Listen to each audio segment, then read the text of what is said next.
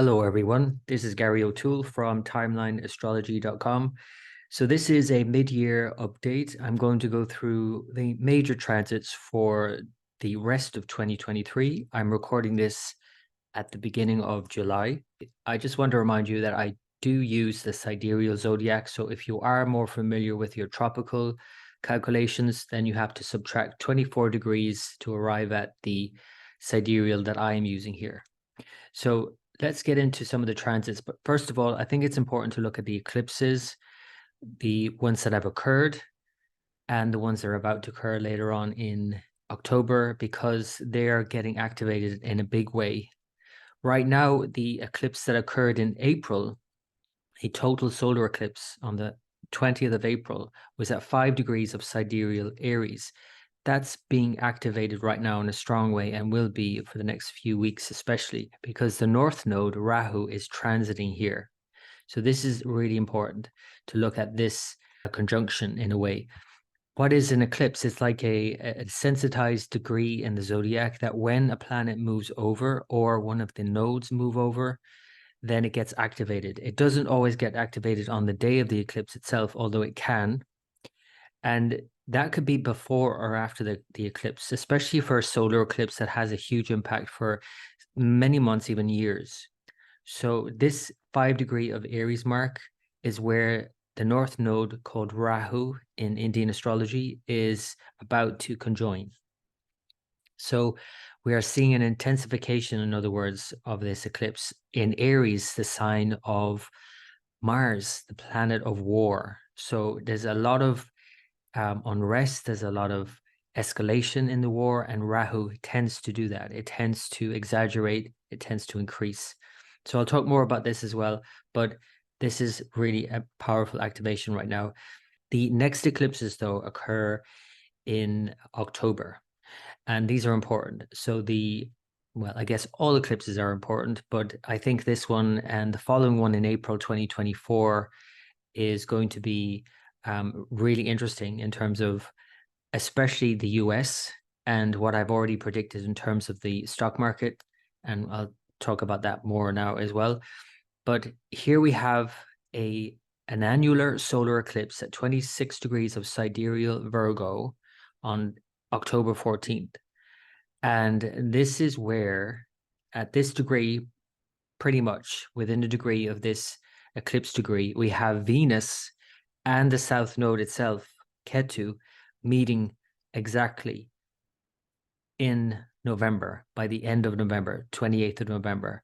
So that means that this is a real powerful activation of this eclipse degree that occurs in October. So something might not happen in October, even though I do think by then we'll have a lot of volatility in the markets and, a quite almost clear indication that it's going to head down. But by the end of November, that's likely to be the bottom. So that's the conjunction of Venus and Ketu.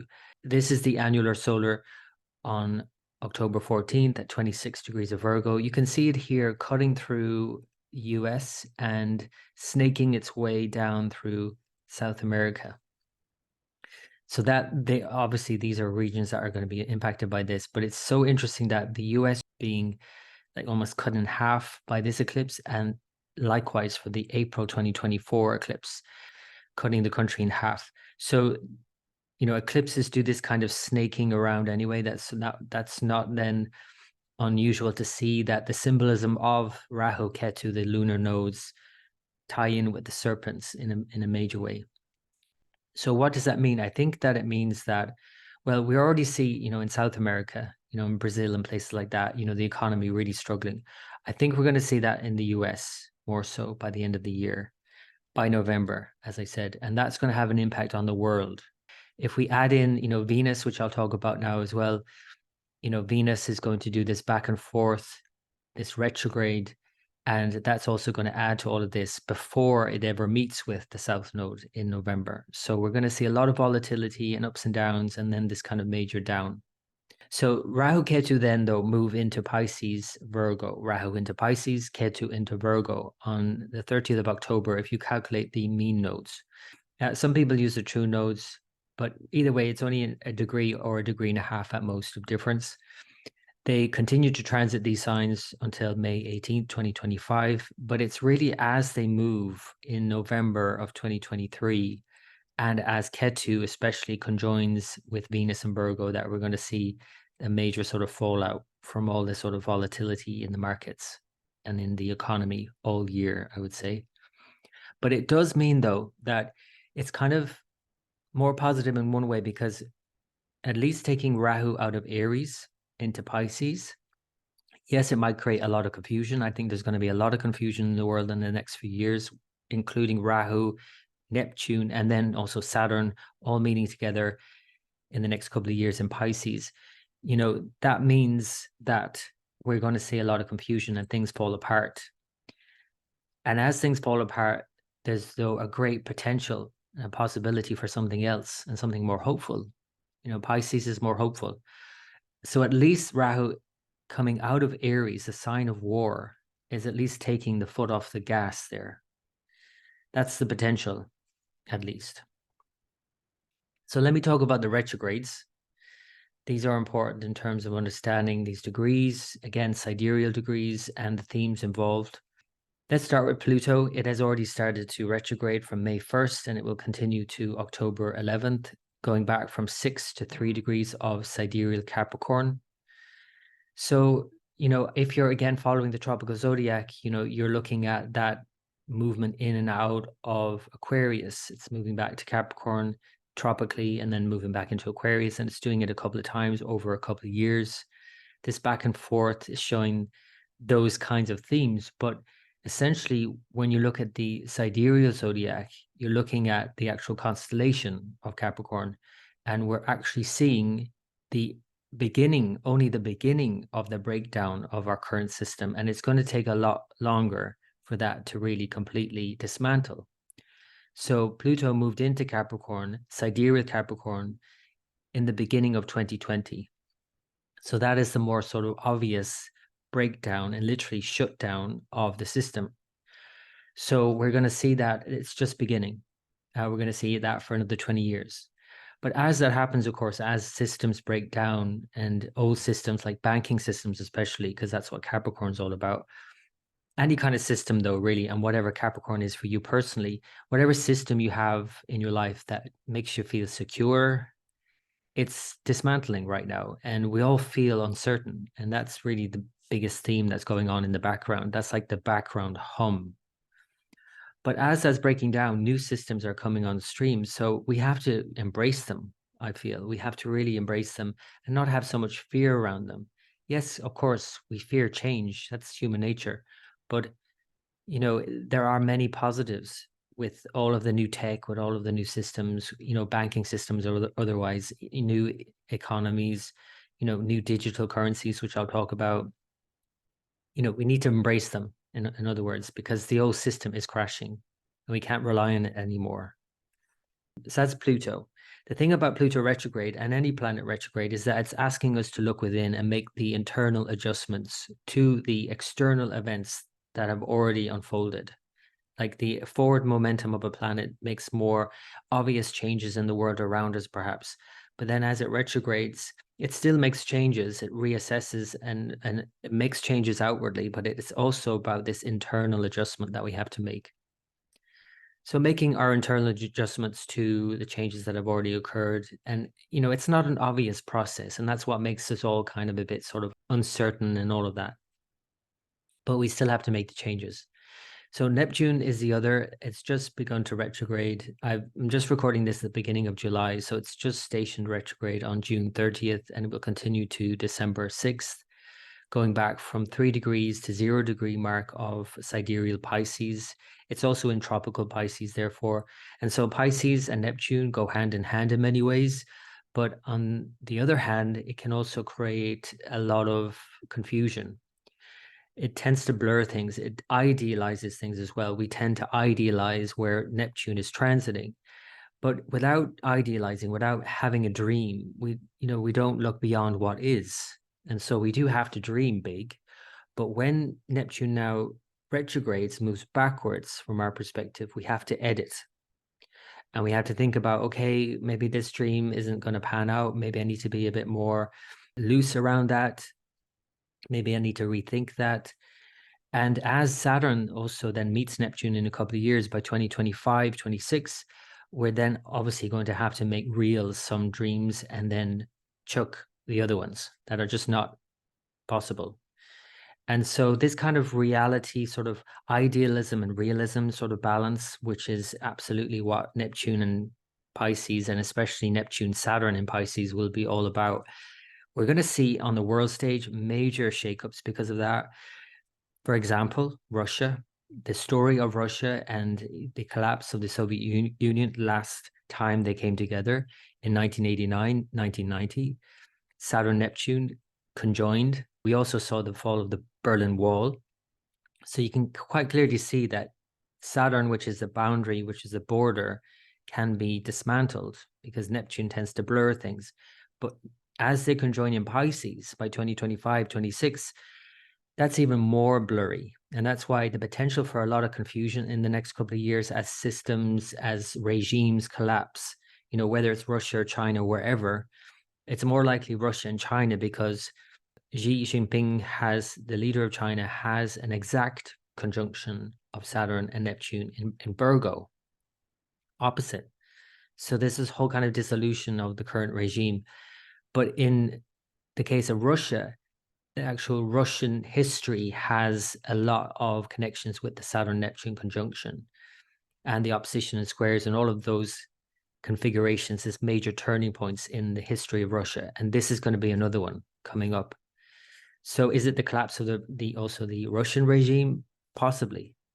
But as things collapse, it's like, it's not like, everything gets sorted overnight and then there's a new regime that comes up that everything is, dandy. No, of course it's not like that. It's a lot of confusion. It's a lot of chaos. We'll see a lot of chaos in the next couple of years, but we'll also see a lot of hope for something new. And we have to, in our personal lives, think about what do we want to create in our lives, and especially in relation to the sign Pisces. So wherever that is for you, from your rising sign, your ascendant, that's where it's happening.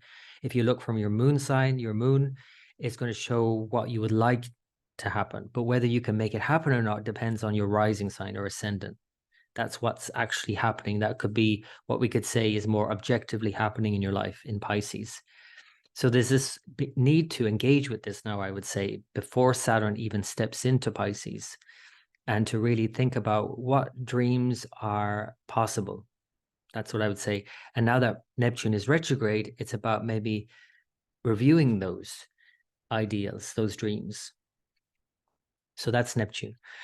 Uranus will station retrograde from August 29th until January 27th next year, 2024. It will move back from 28 to 24 degrees of sidereal Aries. It will be sort of the last full retrograde in Aries, actually, because it's going to move into sidereal Taurus next year, May. It will go back into Aries as well until it moves into Taurus finally then in 2025. But because this is the last full retrograde in Aries, this is kind of like coming to a head in many ways as well, since its ingress into Aries in 2016. We've seen a big shakeup in the world since 2016. Many things, you can probably think about your own, but like major things like Donald Trump being elected president of the US had a big impact on world affairs, and also Brexit occurred. And so this kind of shakeup, Uranus in Aries especially, tends to sort of create this sort of disruption. And this, for example, the Brexit is a good example of that, because it's like this separation as well, this kind of, we want to have our own sovereign, free nation apart from an alliance like the EU, right? So that's kind of what Uranus tends to do, but more especially in Aries. But it also creates this warlike footing, because Aries, again, is a sign of war. It's ruled by Mars. So Aries just creates, and Uranus especially, creates more volatility. And so that's another thing that's changing now as well next year, as it moves into Taurus in 2024 and then finally 25. And it will also suggest, and I'll talk about this later, the conjunction between Uranus and Jupiter moving into Taurus in 24 suggests a completely new economic system coming online, whether digital currencies, centralized digital currencies. I mean, I'm even hearing just recently about the EU trying to draft a new law to bring in a euro digital currency for the EU nations. So you can see it happening already, but it is going to happen a lot more in the next couple of years. Okay, so Uranus retrograde, though, at the same time, like all the planets retrograding, is about, readjusting, for the latter part of 2023 and making that internal adjustment to the big shocking changes sometimes that have happened in the world around us. So that's Uranus. Saturn. Saturn has already begun its retrograde from June 17th. It continues to November 4th, back from 13 to 6 degrees of sidereal Aquarius.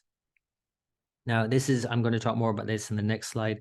It's really an important one. Every time Saturn goes retrograde, it does it every year, so it's not unusual.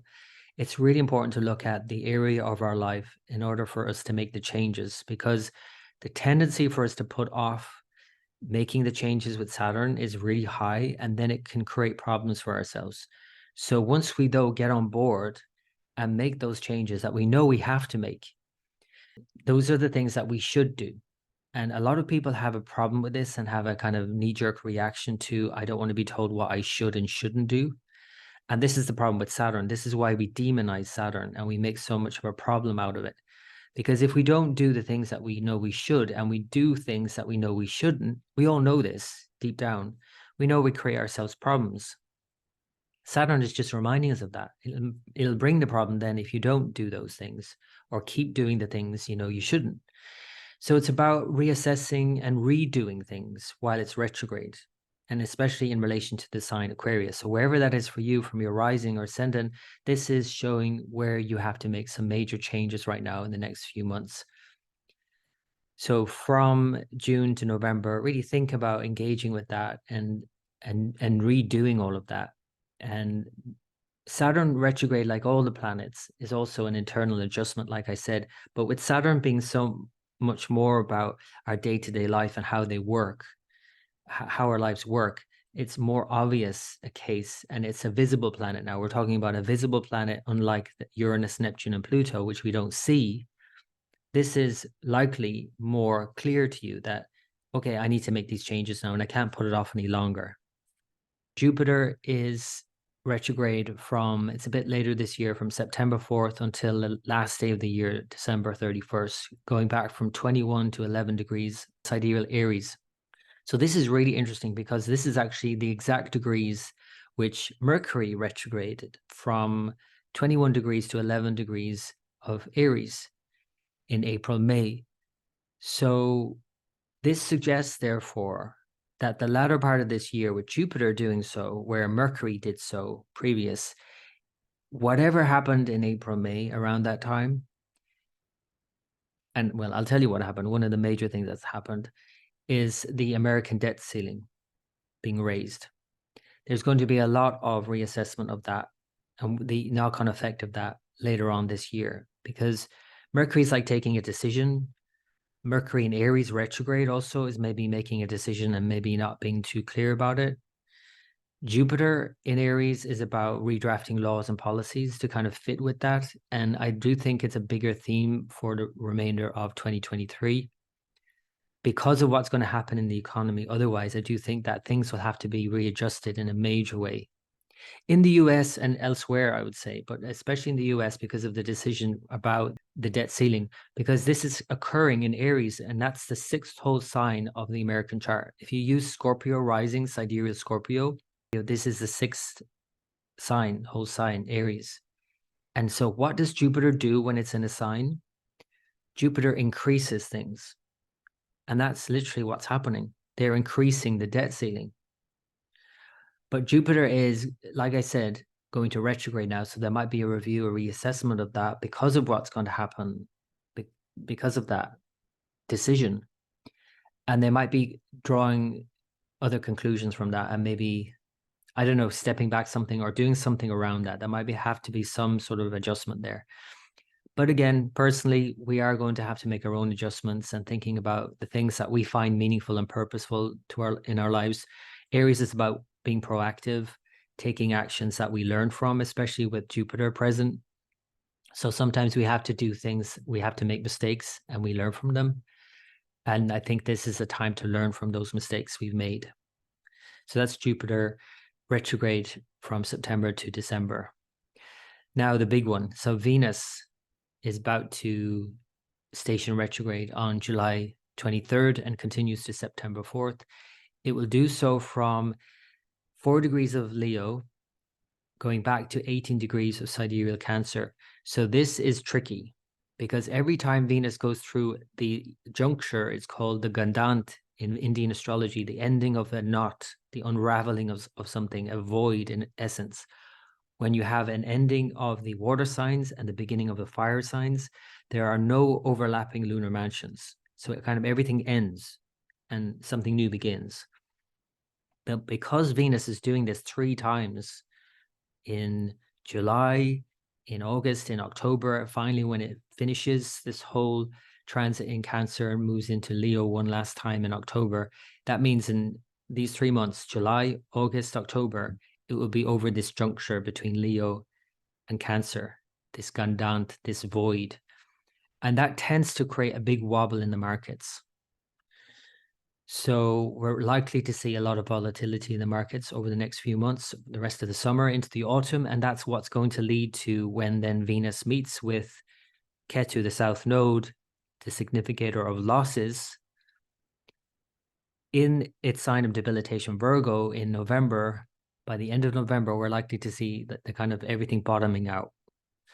I really hope I'm wrong about that. I really do. I don't take any pleasure if I were right about that.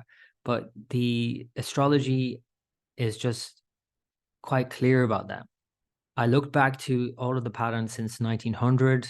There's a lot of patterns that are repeating this year when we saw major crashes in the past. Like, for example, in 1929, there's so many similarities between 1929 and this year, including Rahu and Jupiter conjoined in Aries. And then eventually, like I said, the Venus meeting the South Node, Ketu, in Virgo. This is where the nodes were in 1929 with Jupiter, the last time they were together in Aries. And I know, of course, you have to take it in context because it's not 1929. The world is so different. And I do actually feel that looking at all of the astrology into next year and the next couple of years, I do feel more hopeful. So that's a good sign that, yes, there might be a sort of collapse or a crash or downturn economically. But I do feel, even to the point of I do feel hopeful about even some sort of universal credit or universal income or basic universal income being introduced in some countries. And then also, like I said, the digital currencies introduced to help people out because of a crashing system. So it's definitely more hopeful, I think, into next year, 2024. But in 23, the end of, I think we're going to see a lot of volatility.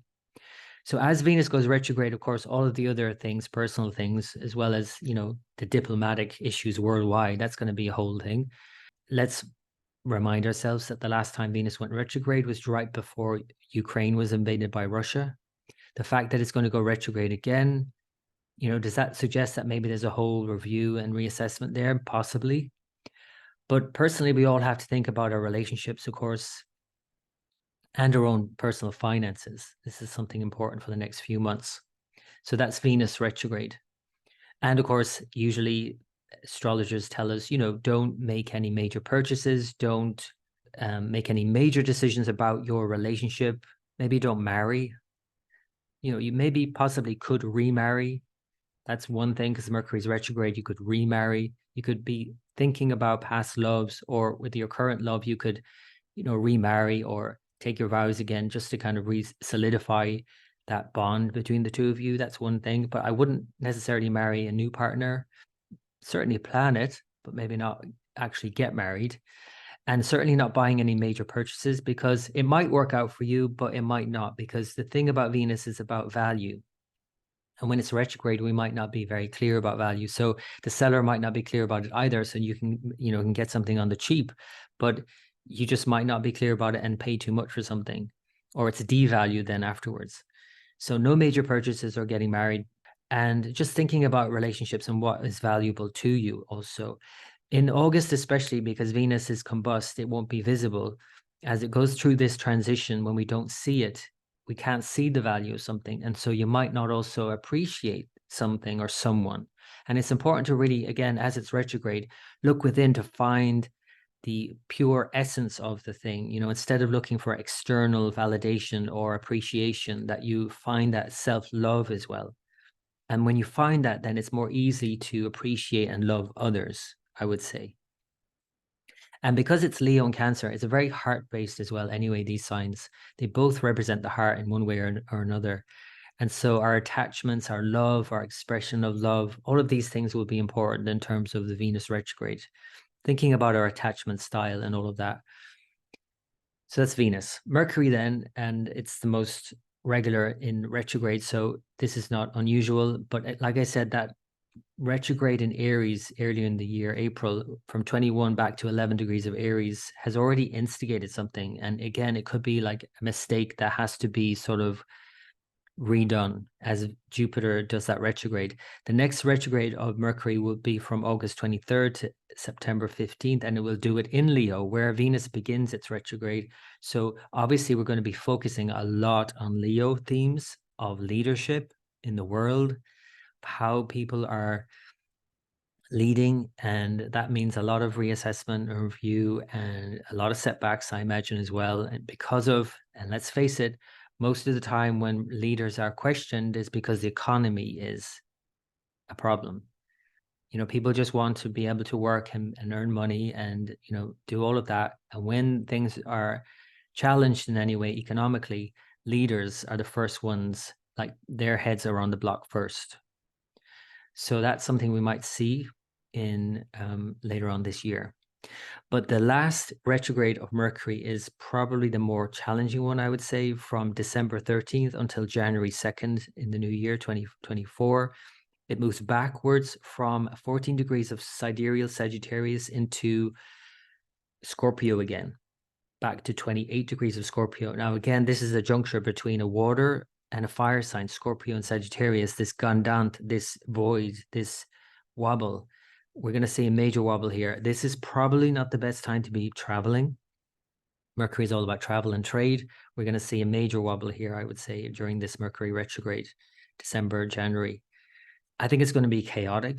So thinking about that for your travel plans, I would say for the next few months, I found myself, as an astrologer, at an airport trying to check into a flight on a Mercury stationing retrograde. So, sometimes you don't have a choice about it. You just have to go for whatever reason. But if you can avoid traveling, I would say, especially around the Christmas period, New Year, leading up to Christmas and the New Year, I would say that's probably a better thing, because it's going to be chaotic travel for whatever reason and for many reasons. So they are the retrogrades. Again, I wanted to highlight the Saturn in particular, because Saturn is in this lunar mansion called Shatabishaj. And this is ruled by the god Varuna in Vedic lore. It's the god of the oceans. And the last time Saturn was in this lunar mansion 30 years ago or so, there was the longest hurricane on record in the US. And so why am I mentioning this? Well, because Saturn in this lunar mansion really stirs things up in the oceans. And so we're already seeing, of course, El Nino. We're going to see some major, major storms this year, later on in the year. It will move out briefly from October 15th to November 23rd into the previous lunar mansion, Dhanishta, which is all about alliances. And we're likely, therefore, to see, because of the way the economy is going and the wars and all of that, we're likely to see some major sort of redrafting and kind of really pulling together of different alliances, like NATO for obvious reasons, but also the BRICS nations and other nations that are coming together, sort of forming and reforming these alliances for these reasons, for the war and all of that, for the economy. So it's really, in a way, a perfect storm that's brewing this year because of Saturn in this lunar mansion. So yeah, it's a perfect storm, and we have to be really mindful of that in our own life. Like I said, we need to shake it up. We need to change things, but we need to be really mindful as we do so. So I mentioned the Ketu conjunctions. There are no major Rahu conjunctions on the other side in Aries as it transits from Aries back to Pisces. But there are with Ketu. Ketu is the big player here later in the year. And Ketu is a significator for change and losses. And the best way to approach it, really, It's very like Pluto. A lot of Indian astrologers actually don't use Pluto, the outer planets Uranus, Neptune, or Pluto, and they substitute Rahu and Ketu for them. And you can do so very successfully, because I did for the first 10 years of my studies. And so the reason for that is Ketu is a lot like Pluto. It rules traditionally Scorpio, whereas in modern astrology, Pluto rules Scorpio. So it's very like that kind of Pluto kind of removing things, changing things, transforming things, and all of that. But it's perhaps a lot more destructive in a way, and it's perhaps a lot more. There's a part of us that doesn't really want to even show up, whether we acknowledge it or not. It's like we neglect or reject outwardly that thing. But because it's a shadow, it's an eclipse. We don't do that consciously, and so it seems like things are just falling apart in a way. It's a spiritualizing force more so than even Pluto. It's like this spiritualizing, reconnecting to our deep inner core being, which is like a no thing in a way. It's a no, it's a, like beyond the void also. There's a sense of awareness, but it's kind of like a void. So it creates voids in a sense. Now, as it conjoins with Mars in October, and again, I looked back to 1900, and there's so many economic challenges, literally stock market crashes that have occurred with a Mars Ketu conjunction. Not all of them, because it happens every couple of years or so, but a lot of them. And so this is when you add this though to everything else that's going on, this Mars Ketu conjunction in October, I think, is going to be a problem. And Mars also, by the way, represents real estate. And so we can see some issues there. And that always has a big say in how things go, of course. Because if the economy is tanking or stock market crash, whatever, of course, the first thing to suffer is real estate. People can't pay their mortgages. That's already happening, of course, in many countries. Even in the UK, you can see that as a major issue now with mortgage repayments. So that's Mars Ketu in October. Then Mercury Ketu joined by later October. So again, I guess the thing here is that Mercury and Ketu are just kind of juxtaposed. They're just completely opposite, because Mercury is all about practicality and, doing business and trade and all of that and travel. And it's all about the intellect and the head. Ketu is seen as headless in Vedic myth. It doesn't even think about things. It just wants to obliterate things, because it wants to get us to our core essence, our core being, beyond all of these worldly things.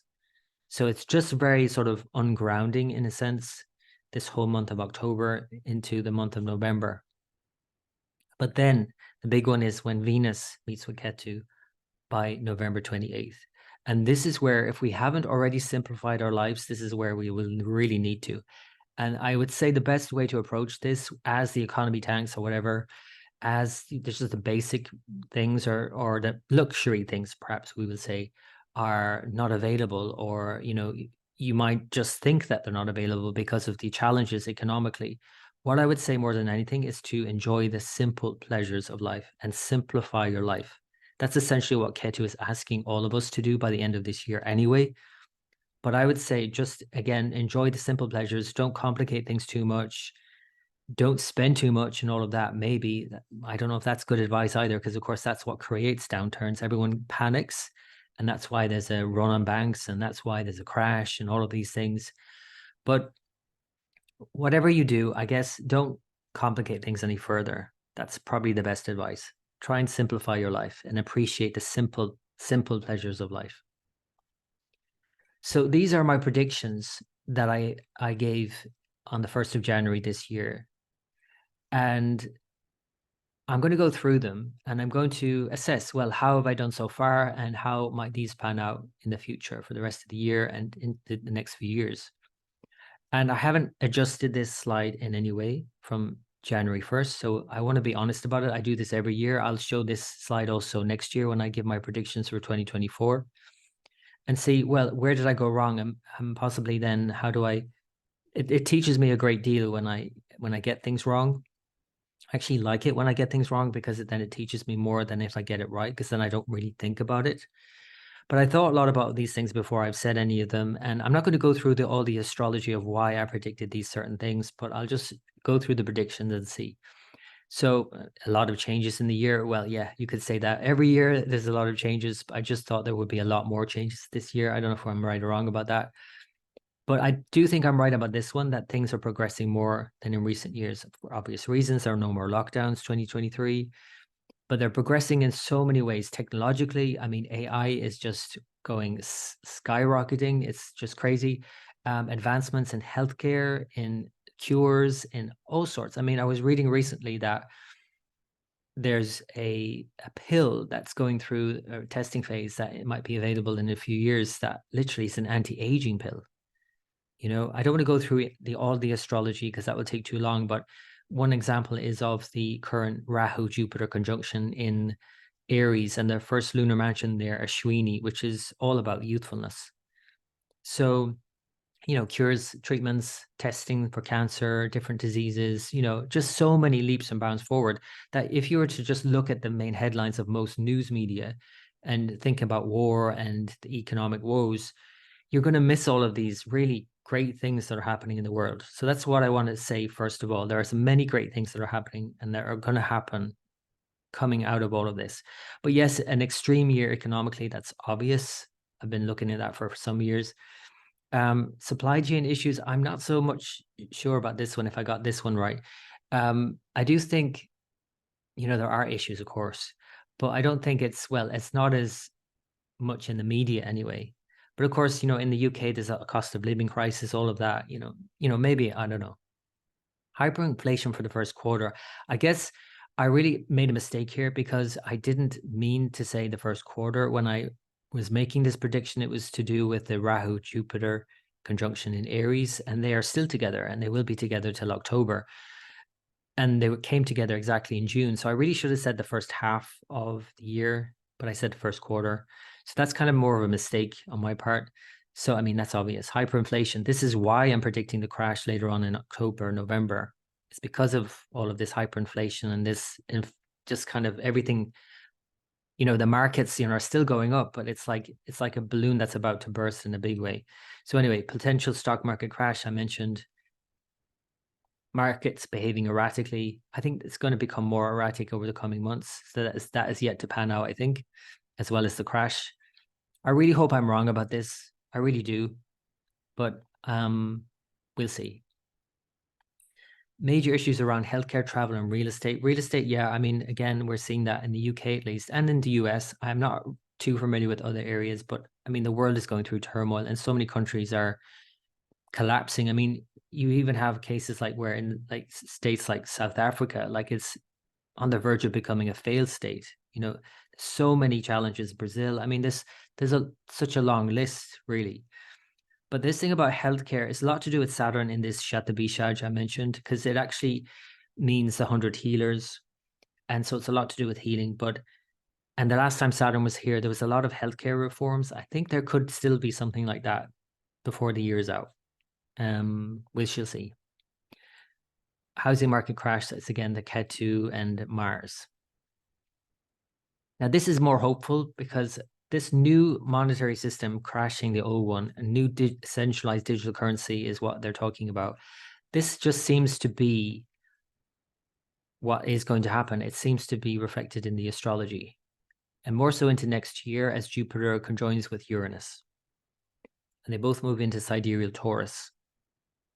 It's going to be a bit shaky for a couple of years and maybe a few years, but it's definitely something more hopeful, I think.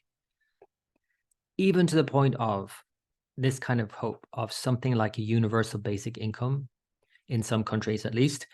It's happening already where I live in Ireland for certain people, for artists, for example.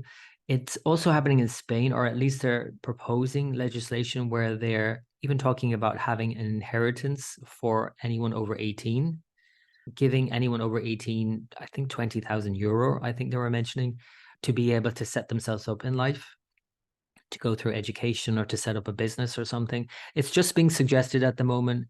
But when I see things like that, I do feel like there's just something, and it's a lot to do. I won't go through all the transits why I think that, but Saturn in Aquarius especially is one of them. And I do think that this is a potential. And it could be because of all of the crashing and all of that. But that's at least more hopeful. And we could see that kind of universal kind of income thing. Well, this is obvious. Political unrest worldwide. I mean, continued year after year. I do think, and I've written articles about this. One article I wrote called Revolution 2.025. It's like a play on words, obviously, Revolution 2.0, but 2.025 obviously means 2025. And I do think by mid-decade, we're going to see some major uprisings. We're seeing a lot already, but I think we're going to see even more. So that's the next one. Uprisings continue around the world and will continue. And the Russian regime challenge more. Interestingly enough, we already have seen that with the Wagner Group. It was a failed coup, but I don't know if you could say it's a failed coup, but anyway, that's what they're reporting. But we're going to see more of that. Like I said, Russia and the Saturn-Neptune conjunction by 2025, I think that's the end of the regime, to be honest. War in Ukraine could initially escalate before any ceasefires. I mean, this is volatile for sure. And, my hope is that with the Saturn, again, in Aquarius, aspecting Mars's signs very strongly, Aries and Scorpio. The last time Saturn did this, 30 years ago, there was a de-escalation. IRA had a ceasefire here in Ireland. China and Russia both de-escalated their warheads at the time. There was a lot of things like that. So it's just at the moment, it's too volatile for that to happen. But I think that's why I'm saying it could escalate, and it is escalating right now. But then it could escalate to the point where it has to then become a ceasefire, because we're talking like even nuclear, which I'll get to now in a minute. So the US may be drawn into direct conflict, leading to US protests. Protests are a big part of the Saturn in Aquarius as well. And we could see that before the end of the year. But it could be for different reasons also. Is the US going to be drawn into direct conflict? Maybe not this year, but I do think it's coming. And that's a lot to do with the Uranus moving into Taurus, or Uranus return for the US chart as Pluto returns. This is pointing to direct conflict, US involvement, unfortunately. It might not happen this year, but I think it's coming. So this nuclear or chemical warfare possible. Well, warfare, I don't know, but Russia have apparently moved warheads into Belarus. The other concern, though, is that the second biggest nuclear plant in the world in Ukraine is what's a bit worrying there, because it's happening right now as I speak, early July. They are talking about, the leader of Ukraine is talking about how Russia are planning an attack. Now, I don't want to be fear-mongering and all of that. I don't want to be a doomer, but the transits here are very volatile right now. And if we get over this juncture by the end of this year, and Rahu and all of that conjoin then Neptune and Saturn, in Pisces, if it's not nuclear in any way, it could be chemical. And, either or, there's this kind of very diffuse kind of situation going on. And in terms of a war situation, it's just not clear, like a kind of bomb that's, just sets off everything. And it's not clear the impact that's going to have either for years. The other thing, of course, that's happening, it's worrisome, but apparently they have it under control, is Japan is about to release all of that waste from the nuclear power plant. And that actually happened in 2011, where Jupiter was in Pisces. Now we're seeing Neptune in Pisces. And, I do think that, okay, they say they have it under control, but they're going to release all of these tons of nuclear waste into the ocean. I mean, the ocean is another big thing that's going to be a big story for so long, because Neptune has just moved into Pisces, sidereal Pisces. It will be there for 14 years. So we're going to see a lot of issues around ocean and all of that. Saturn and Neptune, especially in 2025, 26, we'll see a lot more attempts to clean up the oceans and all of that, but a lot more problems with water and the oceans. So that might be one of them, the Japan situation. China may take advantage of chaos with attack on Taiwan. I think I was a bit premature with this prediction, so I'm going to say I got this wrong. It is escalating in one way. They are obviously potentially going to at some point. It just might not be this year, but it could happen. So that's China. Further divisions in the US. I do think, and I told you about the eclipses in this year and next year, literally cutting both of them, solar eclipses cutting the US in half. cutting off this sort of, in a way, looking like it cuts off the western part, and then the second one in April 2024 cutting off the eastern part. What does that mean? I think there is the potential for, you know, states even breaking up and forming their own. I don't know. I don't even know what that looks like because I'm not really that up on US politics, but I do think there's many divisions that are going to become even more obvious in the next few years. For obvious reasons, you might say, because of the US election in 2024. So anyway, many leaders worldwide challenge or step down. I think that's going to be an issue in the next few months. Now, this one, Joe Biden, I've been predicting for a few years, leaving office before the end of his term. If he does make office in 2024 again, he's not going to finish that out for sure. His chart is just clearly showing a need to step down, but because he's not stepping down, he just keeps going. I don't think his chart matches the US chart for the next election in 2024. So he may, make it in 2024, but he just won't last in 2024 on. The chart of the US is going through a change. I'm not going to go through all the astrology, but it's going through a bigger change in 2024. So will he be still president after 2024? I don't know. I don't see it as possible. This one now is a bigger question mark, to be honest, because I went on sort of someone else's, and I really don't like doing this when I make predictions. I don't want to hear anybody else's predictions. I just want to do my own looking at the astrology, and then I'll listen to other people's. But this one, I listened to others, and I read, actually, it was actually not an astrologer. It was Mario Redding, when he wrote that book on the Nostradamus predictions. And it went to number one, and I thought I better pay attention to this, because it went to number one after the Queen of England died in 2022, because his prediction was spot on. He said that she would die in 2022. And so I read the book, and I was really impressed by his technique of encoding and translating and getting the dates. However, so his prediction, by the way, is that King Charles will abdicate in 2023, 24, or thereabouts.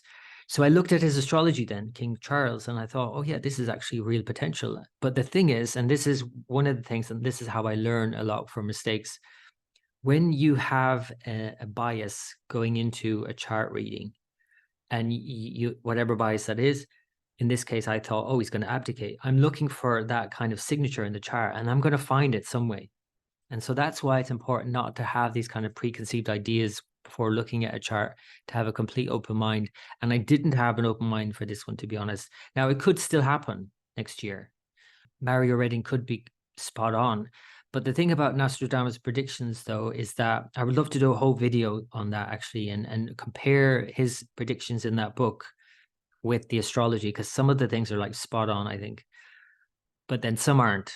And so that's why I think that the dates more so are a problem when you're trying to translate Nostradamus.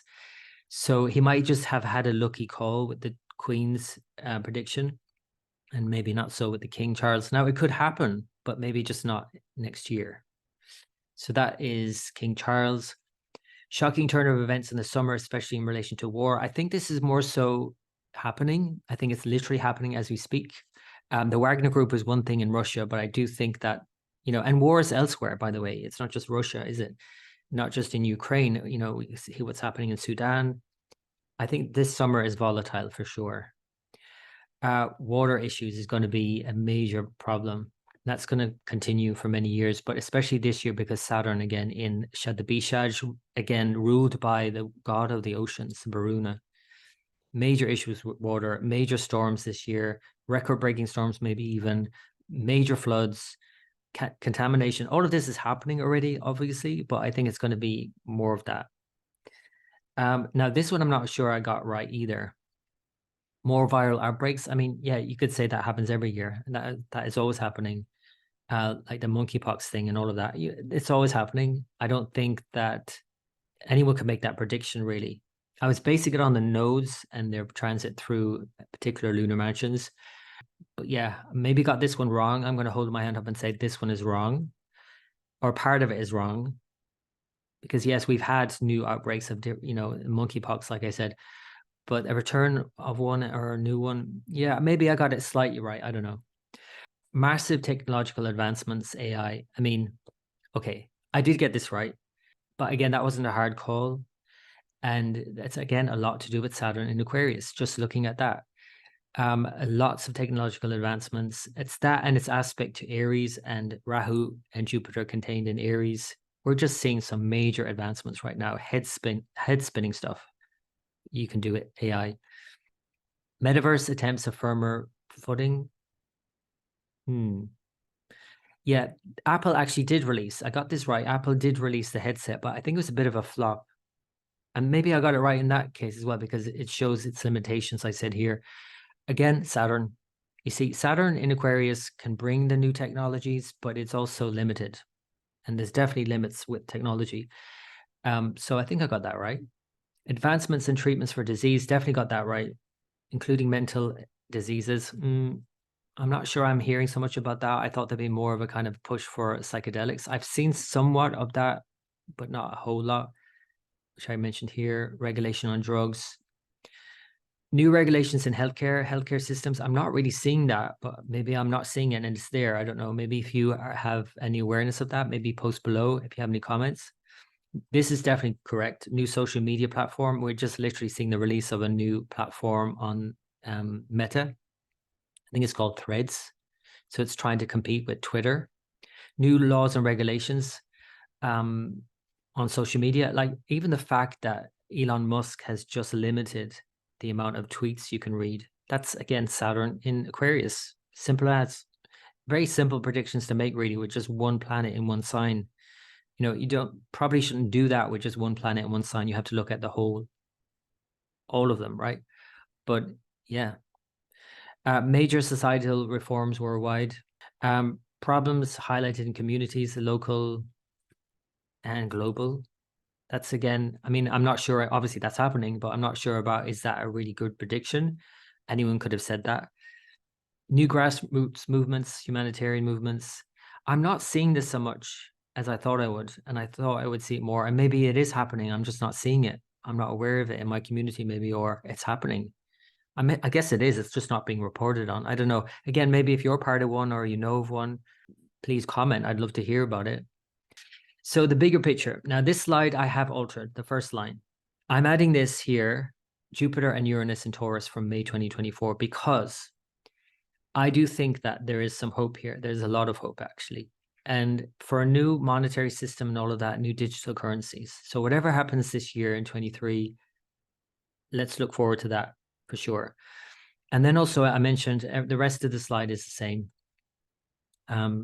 Saturn, Neptune conjoined 25 to 28 in Pisces. This is volatile, this is confusing, but this is also hopeful and idealistic. And it's, the crashing of the old systems, the blurring of boundaries, when regimes collapse, who replaces them and all of these things, and that's happening in so many different countries. But also in terms of just, again, monetary, in terms of banking systems collapsing and new things replacing it. So this is when you add these two together, the Jupiter, Uranus, and the Saturn, Neptune, that really does suggest new monetary digital currencies and things like that as old ones are collapsing. And so it just creates a lot of fear and confusion in people. Like a lot of people actually don't even want to use any kind of digital currency. I know people, older generation perhaps, who don't even want to use like cards. They just want cash. And it's understandable in a way as well. But there's a lot of fear around it, and that's what Saturn brings. By that time as well, as Saturn and Neptune conjoin, Jupiter moves into Cancer, and this is why I'm predicting revolutions, like major uprisings by mid-decade, more than anything. Yeah, all of the other things, but when you add Jupiter in Cancer, it's exalted in Cancer. And for example, the French Revolution occurred when Jupiter moved into Cancer, is that you have to have hope that your uprising, that you're going to out into the street and doing whatever is going to lead to something. If you don't have hope, you're not going to do it. So Jupiter has to be in a strong position, and it will be by mid-decade. So when you add that to everything else that's going on as things are falling apart, there's a hope for something new. And so all of this looks more hopeful mid-decade, I would say. I'm not going to go into this last two because as hopeful as it is mid-decade, there's something coming down the line that I really probably don't want to talk about right now. I want to kind of leave it on a high. If you want, you can follow me. I've written an article about this and the potential for what this suggests, and it doesn't look too enticing, I would say. And we all have to be prepared for this. But next decade is going to be, I think, a real challenge for the world.